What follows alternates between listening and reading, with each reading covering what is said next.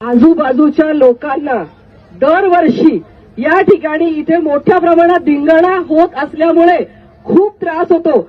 आता मला अनेक फोन आलेले आहेत. मी ज्या वेळेला इतर ठिकाणी आरत्यांना गेले होते, काही जणांचं आता एकांचा मी तुम्हाला व्हिडिओ हे पण दाखवू शकते, व्हॉट्सअप पण दाखवू शकते.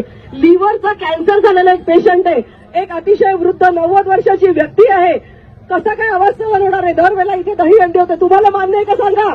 तुमच्या घरी सुद्धा आजी असेल, आजोबा असतील, आई बाबा असतील, आजारी माणसं असतील, लहान मुलं असतील.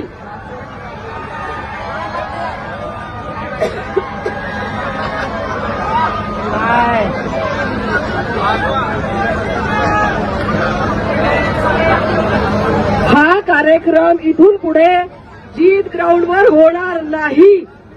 इथून पुढे जीत ग्राउंडवर कार्यक्रम होणार नाही, कारण आजूबाजूच्या लोकांना प्रचंड प्रमाणात त्रास होत आहे.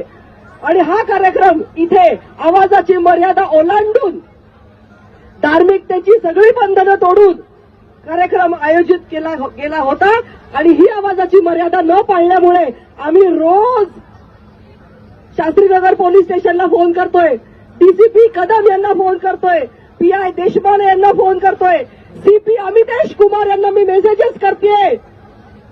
आणि तरी कोणत्याही प्रकारची कारवाई या ठिकाणी आवाजाची मर्यादा पाळण्यासंदर्भात झाली नाही.